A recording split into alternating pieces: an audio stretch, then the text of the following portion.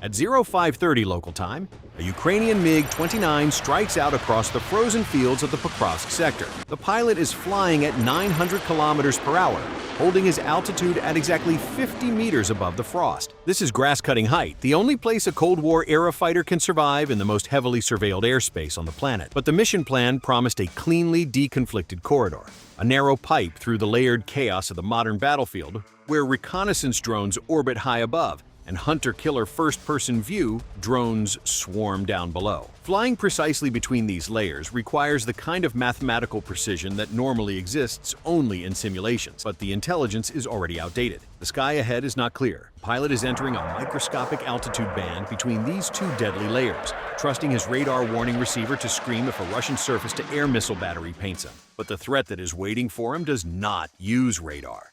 It does not ping his sensors.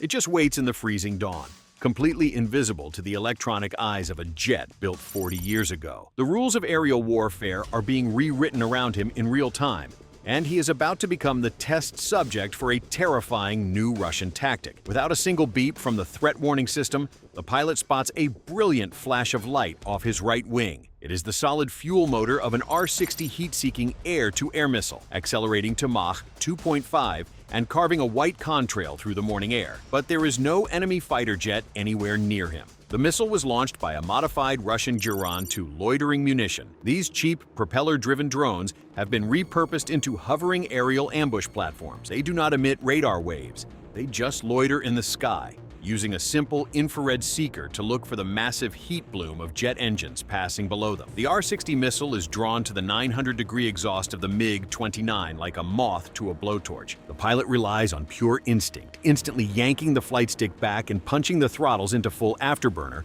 while simultaneously mashing the flare dispenser.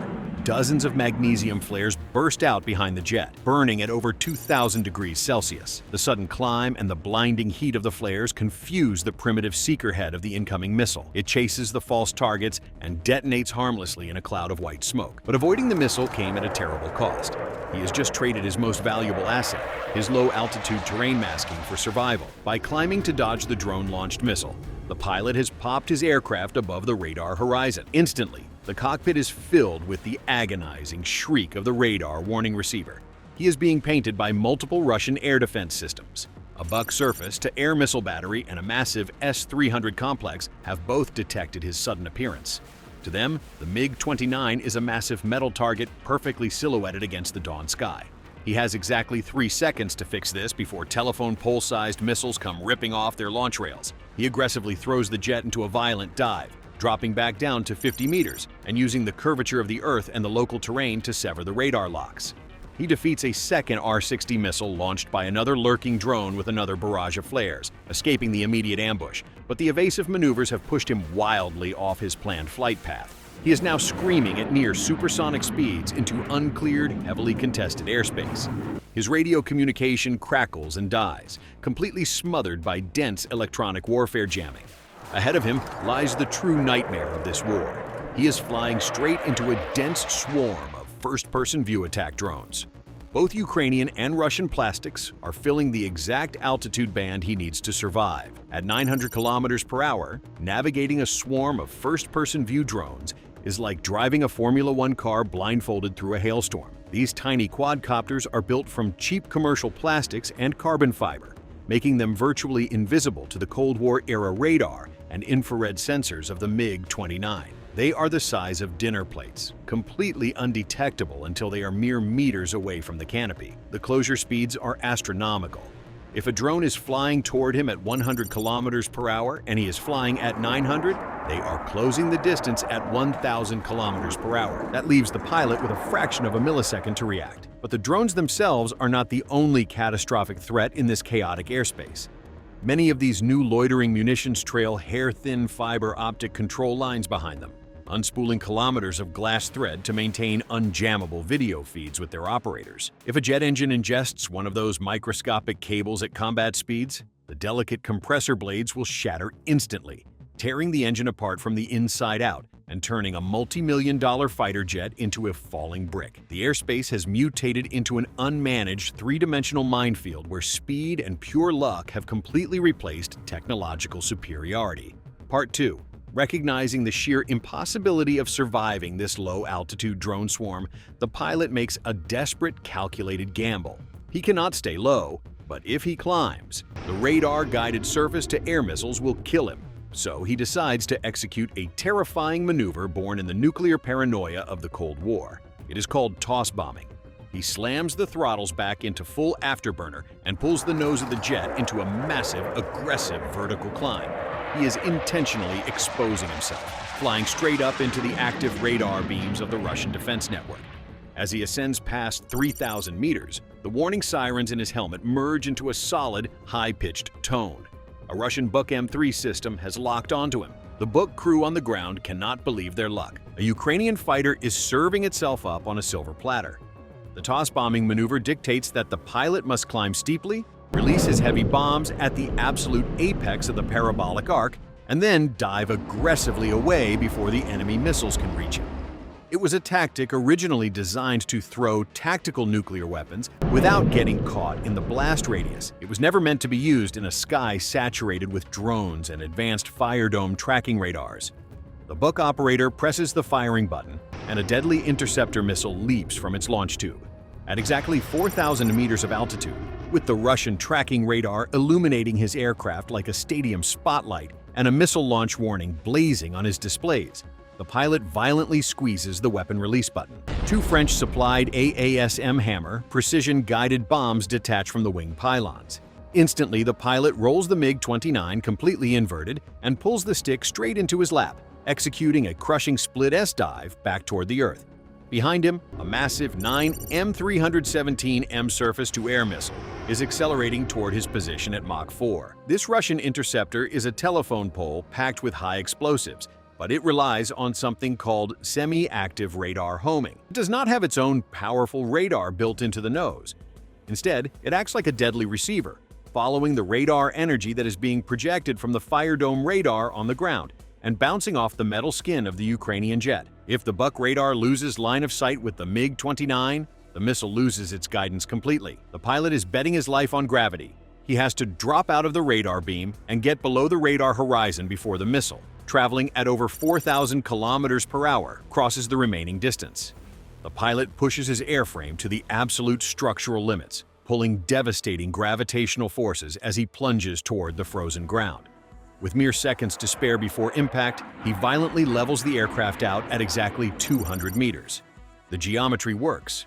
The curvature of the Earth and the rolling terrain physically block the Russian ground radar from seeing him. The fire dome radar beam hits the dirt instead of the jet. The incoming Mach 4 missile, suddenly deprived of the reflected radar energy it needs to guide itself, instantly goes blind. Its computer panics, loses the lock, and the weapon goes ballistic, detonating harmlessly in the empty sky far overhead. But while the pilot has miraculously survived the engagement, his weapons are just beginning their journey. The two AASM Hammer bombs are currently gliding through the stratosphere, designed as modular, rocket-assisted precision weapons that combine global positioning satellite data with internal navigation systems.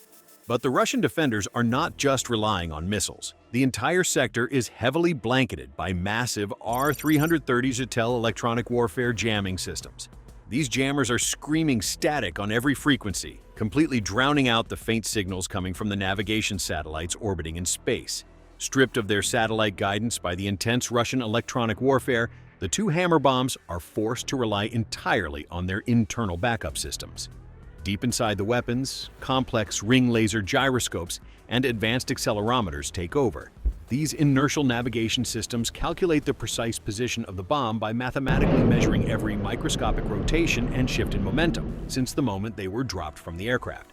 They are practically unjammable, but they suffer from drift.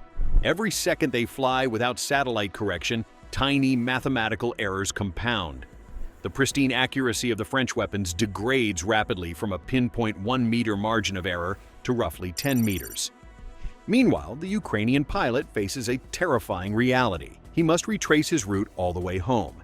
He has burned far too much fuel during the aggressive toss-bombing maneuver and the evasive afterburner climbs. He does not have enough gas left to fly high and fast, meaning he has no choice but to dive back down to exactly 40 meters and commit to flying straight through the same drone-saturated nightmare he barely escaped earlier. Ground control operators try to guide him, but their screens are completely scrambled by the electronic interference. The pilot grips the controls as first-person view drones streak past his canopy at distances far too close for human reaction times. The battlefield airspace has completely transformed into a dynamic, terrifying ecosystem. Manned fighter jets, autonomous killer drones, remotely piloted quadcopters trailing fiber optic cables, legacy surface-to-air missiles, and invisible waves of electronic warfare are all operating simultaneously and often completely blindly in the exact same physical space. Just as the MiG-29 crosses the invisible line back into friendly territory with its fuel gauges practically reading empty and the pilot physically exhausted, the confirmation finally crackles through the degraded radio static. Despite the 10-meter drift caused by the intense electronic jamming, the two inertial navigation systems worked. The hammer bombs strike the eastern span of the targeted Russian logistics bridge within half a second of each other. The first precision bomb slams into the target, penetrating deep through the reinforced concrete before detonating its massive warhead from the inside. The second bomb hits a fraction of a heartbeat later, catching the structure exactly as its structural integrity fails. The entire span collapses, sending the assembly point used for weeks of Russian infantry assaults crashing down into the frozen river below. The Ukrainian pilot has survived both the terrifying new drone-based air-to-air ambush tactic and the traditional radar-guided air defense network. But his harrowing Dawn mission exposes a profound and permanent shift in the reality of modern air warfare. The old rules no longer apply. Low-cost, disposable loitering drones armed with cheap infrared missiles can now effectively deny low-altitude flight without ever emitting a single warning radar ping. The sheer saturation of commercial first-person view quadcopters creates unavoidable, chaotic collision-based attrition zones where billion-dollar aircraft are destroyed by plastic toys. Unjammable fiber optic guidance wires physically trail through the sky, easily defeating sophisticated electronic countermeasures, while massive ground-based jamming arrays degrade precision weapons and force advanced bombs to rely on old-school inertial mathematics just to find their targets. This single engagement brutally illustrates that modern air combat is no longer defined solely by dogfights or dodging missiles. It is defined by layered, overlapping, and chaotic networks of technology converging at supersonic speeds. Every military on the planet will now have to completely rethink how an aircraft can possibly survive in these newly contested skies. The dust has not even begun to settle over the shattered concrete of the eastern span before the Russian logistics command spirals into absolute panic. The destruction of this specific bridge severs the primary arterial supply route for thousands of infantrymen, currently entrenched on the western bank of the frozen river. Without a steady flow of diesel, ammunition, and reinforcements, those forward units will be completely combat ineffective within 48 hours. The local Russian commander has no choice but to immediately execute emergency bridging protocols. He orders a heavy pontoon bridge battalion to rush out from a staging area 15 kilometers away. This convoy consists of massive, unarmored Krasy 255 trucks, each carrying a heavy folding section of a specialized floating bridge. The doctrine dictates that these engineering units can deploy a fully functional river crossing capable of supporting 60-ton main battle tanks in under 45 minutes. But military doctrine assumes a permissive environment, and the airspace above this frozen river is anything but permissive. The Russian engineers are driving massive, slow-moving metal targets straight into a mathematically precise kill box that the Ukrainians have spent weeks carefully preparing. High above the frantically assembling Russian engineering convoy, completely invisible to the naked eye and flying far above the altitude of the first-person view drone swarms, a Ukrainian Shark reconnaissance drone is already maintaining a steady, silent orbit. The Shark is a specifically engineered piece of local technology designed exclusively to survive the brutal electronic warfare environment that blankets the Pokrovsk sector.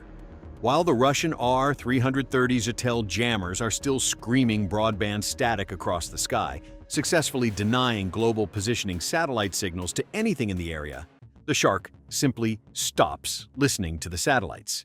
Instead, its onboard computer relies on a sophisticated optical navigation software. The camera points straight down, rapidly taking high-definition pictures of the terrain and matching them to a preloaded topographical map utilizing complex visual odometry algorithms. It does not need a satellite to know exactly where it is. As the heavy Russian pontoon trucks begin backing up to the riverbank to drop their folding bridge segments into the freezing water, the Shark operator calmly marks the laser-designated coordinates and transmits a heavily encrypted burst data package back to a firing battery hidden 30 kilometers away. 30 kilometers behind the Ukrainian lines, a high-mobility artillery rocket system, or HIMARS, receives the encrypted coordinate package. The three-man crew does not need to see the target. They only need to trust the mathematics. Within 60 seconds of receiving the data, the launcher elevates its pod and unleashes a salvo of 2 guided multiple launch rocket system munitions. Each rocket accelerates to Mach 2.5, soaring high into the stratosphere before tipping over into a steep supersonic terminal dive toward the riverbank. But these are not standard high-explosive warheads designed to crater the ground. These specific rockets are armed with the M30A1 alternative warhead, a terrifying piece of engineering packed with precisely 182,000 preformed tungsten fragments. The rockets do not hit the dirt. They use a proximity fuse to detonate exactly 10 meters above the heads of the Russian engineering battalion. The resulting explosion does not create a massive Hollywood fireball. Instead, it instantly transforms the air into a supersonic shotgun blast of heavy metal moving at 3,000 meters per second. The tungsten fragments punch through the unarmored engine blocks of the trucks, shred the folded pontoon sections, and completely devastate the exposed engineering crews in a fraction of a millisecond. The entire Russian bridging effort is systematically dismantled before a single piece of steel touches the freezing water. The Ukrainian forces did not just destroy a bridge, they masterfully orchestrated a sequential, multi-domain trap. The Daring Dawn raid by the MiG-29 was merely the door kicker, a high-value strike designed to force the Russian command into a predictable, desperate reaction. This operation proves that the modern battlefield has evolved far beyond the simple trading of artillery shells or classic dogfights. It is now a ruthless, high-speed, algorithmic meat grinder, where cheap plastic drones herd million-dollar assets into traps, where infrared-modified loitering munitions rewrite the rules of airspace denial, and where any unit that reveals its position is instantly mathematically erased by precision fires. The age of the massive, lumbering armored assault is dead, replaced entirely by invisible signals, unblinking electronic eyes, and tungsten rain.